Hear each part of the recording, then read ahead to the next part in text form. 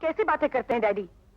इतने करोड़पति होने के बावजूद भी आप अपनी बेटी को भले काम के लिए 20,000 रुपए नहीं दे सकते? हाँ, छाती ठोक के कहता हूँ 20,000 नहीं दे सकता। लेकिन हम कह रहे हैं चंचल दास जी, तुम कदे हो। अगर वो 20,000 की जमानत लेकर गायब हो गया तो मेरे तो गए ना 20,000 रुपया। और अगर गायब नहीं हुआ तो दूसरी शादी कर लेगी और मेरी बेटी एक कंगाल की हो जाएगी। मेरे तो दोनों हाथों में बम के गोले हैं, नहीं दे सकता जी 20,000 रुपया। ठीक है डैडी, मत दीजिए। आज मुझे मालूम पड़ा कि इस घर में मेरी क्या कीमत है। आपको अपनी बेटी नहीं, दौलत प्यारी है। अरे हम कह रहे हैं सेठ जी, उसे जाकर मना लीजिए, कहीं गुस्से में वो कुछ करना बैठा है। अरे क्या करूं जैसी बातें करता है चंचल दास। ये सोडा वाटर की बोतल की झाग है, खुद ही अपने बिस्तर पर लेट कर 2 आंसू बहाएगी, अपने आप तबीयत हल्की हो जाएगी। नहीं तो डॉक्टर को बुलाना पड़ेगा, 50 रुपए का फटका पड़ेगा। और मैं जानता हूं इस तरह के नाटक रोज होते हैं यहाँ पे। पिताजी, शोभा, नहीं। मुझे सिर्फ एक बात बताइए, अगर ये आपका धन आपके बच्चों के काम नहीं आया तो फिर ये धन किस काम का? पिताजी, जब आप अपनी खोटी चवन्नी का ख्याल रख सकते हैं तो अपने बच्चों का ख्याल रखने में आपको कोई कठिनाई महसूस नहीं होनी चाहिए, है ना? अरे गंगू, बहू के सुर में सुर मिलाने की आदत भूल जा, वरना मैं तुझको जायदाद से बेदखल कर दूंगा और तू अनाथ हो जाएगा। अरे सेठ जी, अनाथ? अरे मेरा मतलब है कि बेसहारा हो जाएगा। बेसहारा हो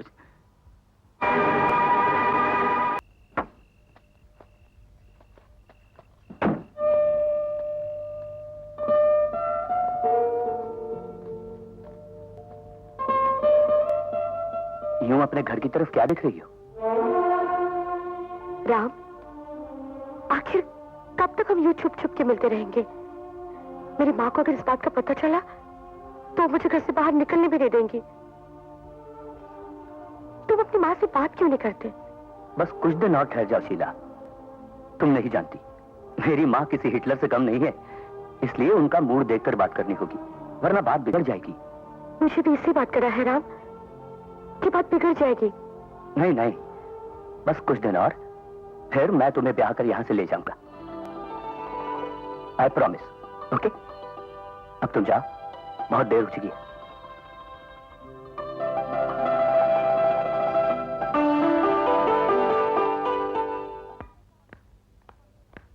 इतनी रात गए कहाँ थी तू? होटल में न्यू ईयर की पार्टी थी, वो तो 12 बजे खत्म हो जाती है, अभी 4 बज रहे हैं। ओफो माँ, मैं अपने फ्रेंड्स के साथ डांस कर रही थी। शीला, इतनी आजादी अच्छी नहीं। देखो माँ, अब मैं कोई दूध पीती बच्ची नहीं हूँ जो अपना भला बुरा नहीं सोच सकूं। और अगर घर की 4 दीवारी में कैद करके रखना चाहती थी तो कॉलेज में डालकर पढ़ाया लिखाया क्यों? यूं ही अनपढ़ और गवाह बना के रखती और फिर किसी लल्लू पंजू के पल्लू बांधकर घर से विदा कर देती। शीला, तू होश में तो है? देखो माँ, बात तो साफ है, मैं कोई मशीन का पहिया तो नहीं हूँ जो हर पल तुम्हारे इशारे पे नाचती रहूं। और अगर फिर भी तुमने मुझे इस घर में कैद करना चाहा तो मैं इस घर को ही छोड़ दूं।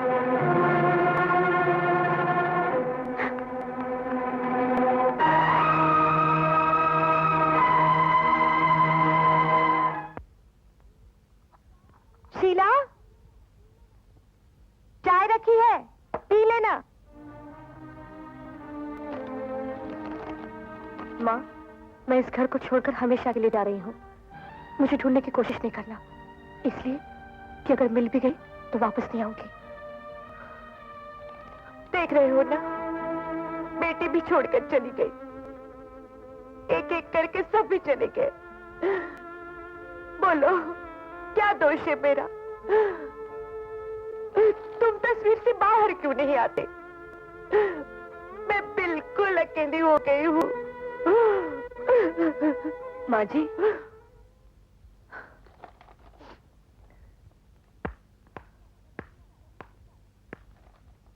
तुम्हारा अचानक कैसे आना हुआ?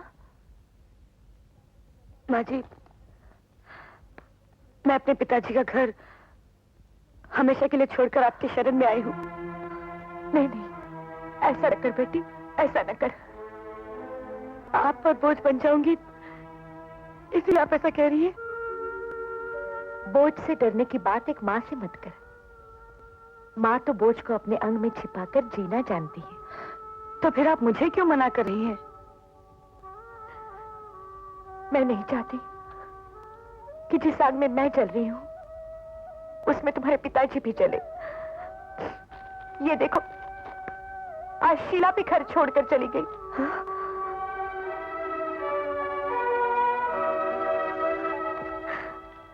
एक बेटी माँ का सहारा छोड़कर चली गई तो दूसरी बेटी माँ का सहारा मांगने चली आई। बाजी, अगर आप मुझे स्वीकार नहीं करेंगे तो मैं नहीं जानती कि मैं कहाँ जाऊंगी, लेकिन इस घर के सिवाय मेरा और कोई सहारा नहीं है।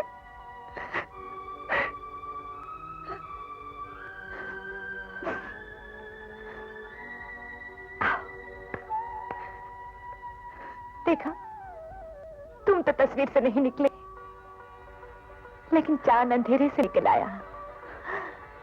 ये हमारी बहू, हमारी बेटी।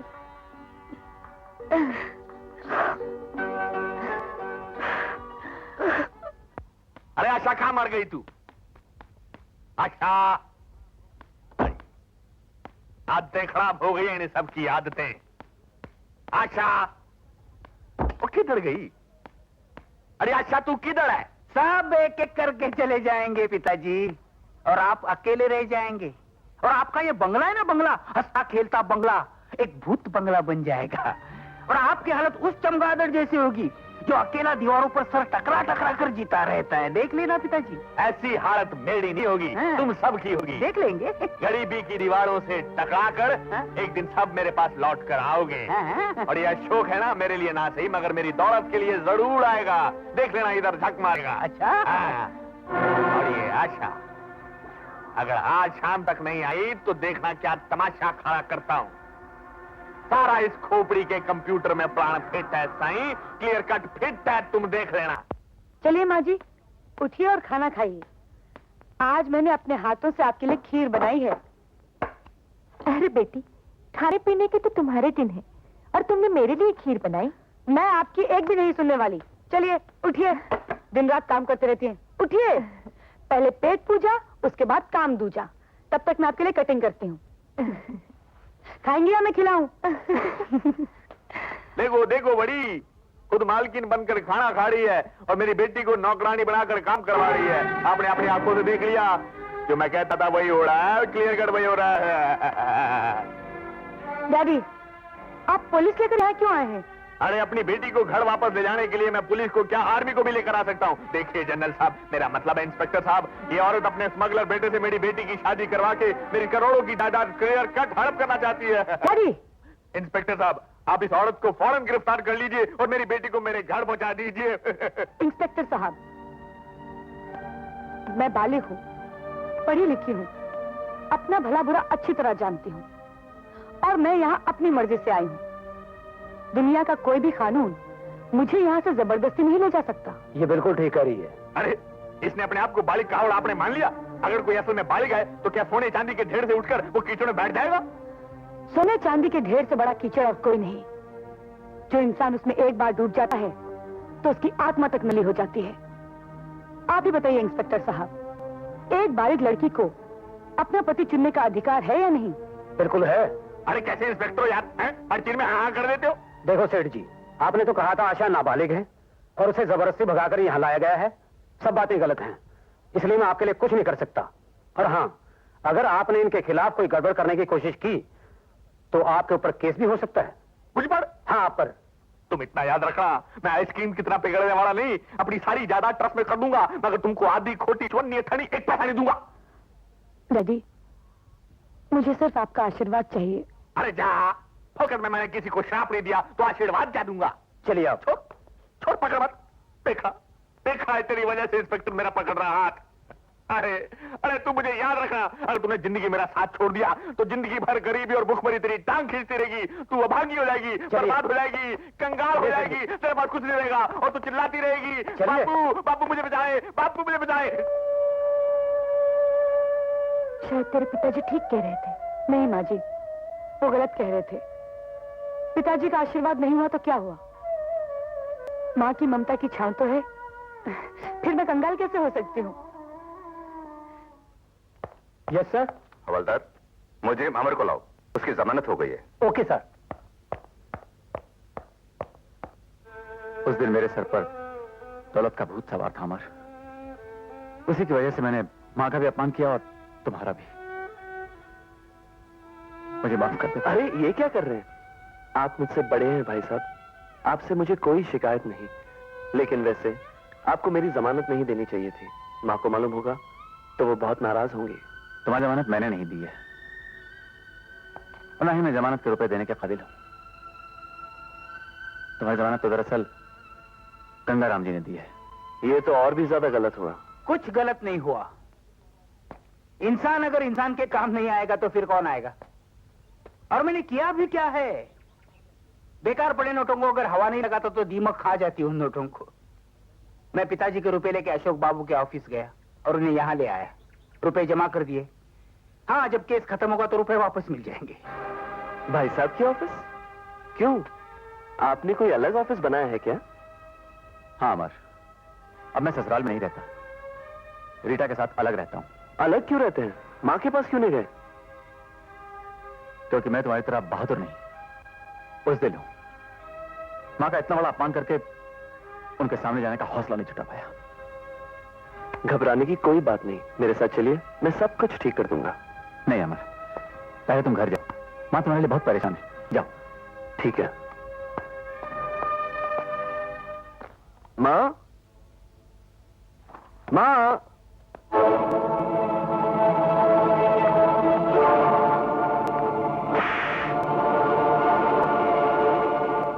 ये माँ की तरफ से बेटे को झूठ बोलने की सजा है। मेरे लिए ये सजा आशीर्वाद के समान है। माँ, ये झूठ बोलना कहाँ से सीखा तूने? मेरे एक झूठ बोलने से अगर किसी का भला होता हो तो एक झूठ बोलना पाप नहीं होता। माँ, आजकल माँ को भी उपदेश देने लगा है, क्यों? अपने इस बेटे की गलती को माफ कर देना माँ।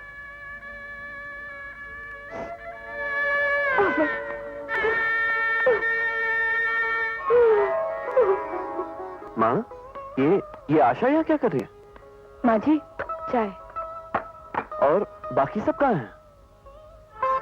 तेरे जाने के बाद विनोद मुझसे झगड़ कर चला गया। शीला मुझसे नाराज होकर घर छोड़ के जाने कहां चली गई। आशा ने मुझे संभाल लिया, वरना मैं भी न जाने इस दुनिया में मिलती या नहीं। भगवान के लिए ऐसी बातें मत करो माँ। तुम्हारा ये बेटा अब तुम्हें छोड़कर कहीं नहीं जाएगा। बेटी, मेरी एक आज्ञा का पालन करेगा? ऐसा क्यों कहती हो माँ? अपने इस बेटे पर भरोसा नहीं? मैं तेरे चरणों की सौगंध खाकर कहता हूँ, तुम जो कहोगी उसका मैं जरूर पालन करूंगा। तो सुन, ये लड़की अपना घर, अपना परिवार सब कुछ छोड़ के यहाँ मेरे पास रह रही है। किसी कुंवारी लड़की को इस तरह घर में रखना अच्छा नहीं लगता। मैं इसे अपने घर की बहू बनाना चाहती हूँ, इसीलिए तू तुरंत इससे शादी कर ले। वो तो ठीक है माँ, लेकिन कुछ नहीं, तूने मेरी सौगंध खाई है। ठीक है माँ, लेकिन शादी करने में जितना वक्त लगता है उतना वक्त तो दोगी ना मुझे, क्यों आशा? तुमने अमर की जमानत ले ली? हाँ शोभा, पहली बार मैंने कोई पुण्य का काम किया है। भगवान इसका फल मुझे और मेरे पिताजी को जरूर देगा। पिताजी को क्यों? उन्हीं का तो पैसा, मेरा थोड़ा ही है। अरे सत्यानाश हो तेरा, बड़े रुपए ऐसी जगह छुपा कर रखे थे कि किसी की नजर न पड़े। लेकिन मेरी नजर पड़ गई थी पिताजी। मुझे मालूम था आपने वो पैसे सोफे के अंदर छुपा के रखे थे। मैंने स्क्रू ड्राइवर से सोफा खोल के सिर्फ 20,000 रुपए निकले थे, ज्यादा नहीं। 20,000? अरे हम तो कहता था सेठ जी आपका स्क्रू पहले से ढीला है। अरे shut up you between father and son coming in the Constitution of India. Gentlemen, ये सब इस बहू के पेट में पल रहे बच्चे का श्राप है, जिसने मुझे कंगाल करने का कार्यक्रम शुरू कर दिया है। ये बच्चा नहीं, शैतान है। ये आप क्या कह रहे हैं पिताजी? कान खोल कर सुन ले बहू, अगर इस बच्चे ने अपनी लीला इसी तरह शुरू रखी तो मैं इसके पैदा होने से पहले इसको खत्म कर दूंगा, क्लियर कट। सुन रहे हो तुम? हाँ सुन रहा हूँ, कॉमा और फुल स्टॉप के साथ सुन रहा हूँ। जिस घर में लोग मेरे बच्चे के खून के प्यासे हो, वहाँ मुझे नहीं रहना। अरे जाओ जाओ, धमकाती किसको, जाओ। शोभा, सुन तो शोभा। पिताजी, जो अपने बेटे का नहीं हुआ वो मेरे बेटे का क्या होगा? आप कुरुक मुर्गी की तरह दौलत के अंडे पे बैठकर उसे सेकते रहो। दौलत तो पैदा होगी लेकिन औलाद नहीं मिलेगी। अरे जाओ जाओ, बीवी के लिए बाप को छोड़कर जाता है सारा जोड़ू का गुलाम, जो झंझरदार। हाँ जी सेठ जी। तू सारा गुस्से से सेठ जी बोलता है। मेरे को सब पता है कि तेरी नजर भी मेरे रुपए पर है। तू सोचता है कि मैं मर जाऊंगा तो मेरे रुपए पर कब्जा कर लेगा? नहीं, ऐसा नहीं होने दूंगा मैं। तू भी जा, भाग जा यहाँ से, भाग भाग। सांप भी सांप को नहीं डसता। आप तो इंसान होकर इंसान को डसते हैं। अरे आपने तो अपनी औलाद को नहीं छोड़ा। अरे ये घर नहीं है, तुम्हारी लालच और हवस की समाधि है। यहाँ पर किसी को चैन नहीं मिल सकता। अरे आप हमें क्या भगाएंगे? हम खुद ही आपको छोड़ के चले जाते हैं। अच्छा चिल्ला कर गया था, लेकिन पैसा तो बच गया। अब इस घर में मैं रहूंगा और मेरी लक्ष्मी रहेगी। लक्ष्मी जी विकास मिल गया। बोलिए क्या 420? वहाँ किसी दूसरी लड़की के साथ गुलछरे उड़ा रहा। मैं उसके सामने से गुजरा लेकिन पहचाना तक नहीं उसने। चलो चलो देखते हैं उस बदमाश को। चलिए चलिए। भुजिया खाने में जो मजा है ना, वो किसी वार्ड में अरे हमारा बाप अया तू करे। तुझे हीरो इसलिए बनाया कि तू हाउसफुल शो छोड़कर इस लड़की के साथ गुलछर्रे उड़ाता रहे। कौन विकास? कौन हीरो? कौन सा हाउसफुल? कौन सा थिएटर? चरस भी क्या आया है क्या? तू चरस? अरे हमारा बाप विकास नाटक छोड़, हमारा साथ चल अंटे नाटक कर। लेकिन इनका नाम विकास नहीं है, इनका नाम तो गंगाराम है। बोल दे। गंगाराम? हाँ। अरे तूने अपना नाम भी बदल दिया। बहन जी आप इसे नहीं जानती जितना मैं जानता हूँ। कितना जानता है रे तू? कितना जानता है? लगता है तुझे भी बहुत भूख लगी है। ये ले भजिया खा। भजिया भी नहीं खाने। चलो। अरे विकास विकास पता नहीं कहाँ हमारा साथ चल नहीं तो क्या करेगा तू? क्या करेगा? जरा भजिया पकड़। क्या करेगा? क्या करेगा? क्या करेगा? तेरे सारे पोल खोल दूंगा। बहन जी तुमको नहीं मालूम, हमारे नाटक कंपनी की एक छोकरी मीना के साथ इसका टाका है। मीना? ये मीना कौन है? देखो मैं किसी मीना मीना को नहीं जानता। ये अरे मीना को नहीं जानता? नाटक वाली मीना को नहीं जानता? और सुनिए बहन जी, ये रोज रोज नई लड़कियों के साथ घूमता है। हमें क्या करना है? दिन में चाहे जो करे, रात को हमारे साथ नाटक करता रहे। तू मेरा क्यों सत्यानाश कर रहा है? भगवान के लिए इतना बड़ा झूठ मत बोल। मैं गंगाराम हूँ, मैं लालवाणी का बेटा हूँ, ये मेरी पत्नी शोभा है और ये मेरे बच्चे की माँ बनने वाली है। समझा? मुझे झूठे धोखेबाज कहीं क्या? मेरी बात तो सुन। तू बाद में मुझे मिल। सुबह एक मिनट मुझे ये तो बताओ सेठ जी, तुम्हारा ये नाटक रात को ही होता है ना?